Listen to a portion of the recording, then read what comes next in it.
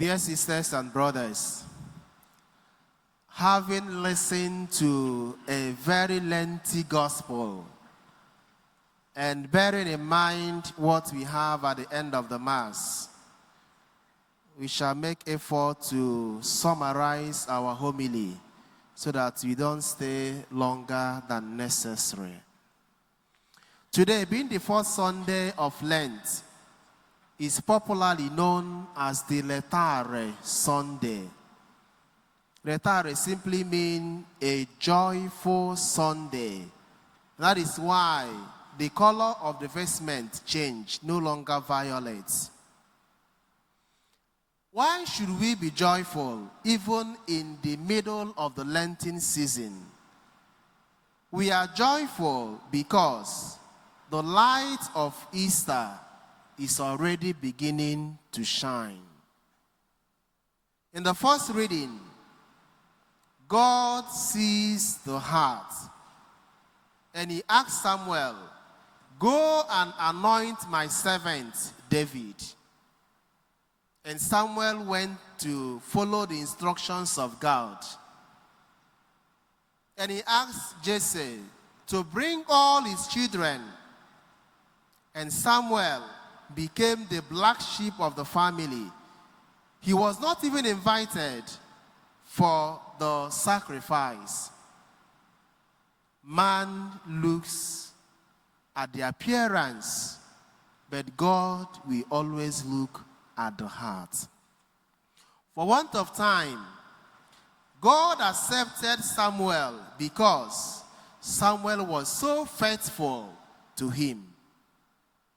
In the second reading, St. Paul admonished us to remember that we are the children of light. We were once in darkness, but now the light of Christ has come. Therefore, we need to live like the children of light. We are moving from darkness of sin. When darkness is mentioned in the Bible, it is not just about physical darkness. It means the darkness of sin, the darkness of unforgiveness, the darkness of impatience. And that is what the Lord wants us to move away from, to enter into the kingdom of light. And in the gospel, Jesus cured the blind man. Look at the sequence of events. After all the things, the Pharisees asked this man, "How is it that you are able to see if you are blind? Who cured you?" The man began, "The prophet Jesus. This man, Jesus, cured me." From this man to the prophet, from the prophet to the Lord, I believe. The sequence of events is like what happens in our life, in our journey and our encounter with the Lord. And when eventually we encounter the Lord, we cannot hold the joy to ourselves. We need to move out to share that joy with others. If you can recall what happened last Sunday, the story of the Samaritan woman. After that encounter, the Samaritan woman left her water jar and entered into the town to call the people. She became the apostle of Christ. What are the key takeaways for today's reading? First, God looks at the heart, not appearances. At times we are confused. We judge by appearances and not being faithful to God. And that is why in the Lenten season, we do a lot of things. Many of us fast. Many are vegetarians. We stop eating meat. We stop taking whiskey. And all these things, we fast 6 to 6. All these things are necessary and very important for our spiritual growth. But what does it mean that I'm fasting from 6 to 6 every day? That I don't eat meat, I don't drink, yet I cannot talk to my wife. I cannot talk to my husband. I cannot talk to my friends. Yet I am fasting. I am doing Lenten season. Isaiah will remind us in Isaiah 1 verse 11, away with these sacrifices from me, they mean nothing to me. Because there is no point sacrificing all these things. Yet the basic things we need to do, we are not doing them. You don't talk to your mom. You are angry with her. You don't even know where your children are. Yet you are the communion minister. Yet you are the hospitality management. Yet you receive the communion every now and then. Yet you cannot show, for instance, that I am fasting.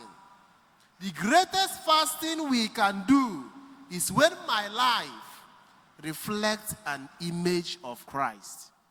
When people no longer see me, but they see that Christ living in me. That will be the greatest fasting we can do as people of God. The second point, Jesus is the light who removes the spiritual blindness. Like I said at the beginning of Mass, all of us are blind. All of us here, we are blind. When I'm speaking about blindness, I am not just talking about physical blindness. When we refuse to forgive, we are blind. When we gossip about others, we are blind. When we form so much acrimony over others, we are blind.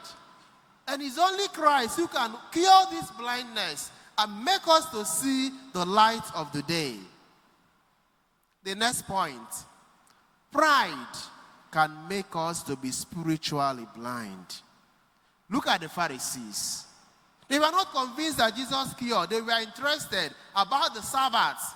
For them, it's okay for this blind man to continue to be blind throughout his entire life. Many of us are like the Pharisees. We know the law. We can quote the Bible from Genesis to Revelation.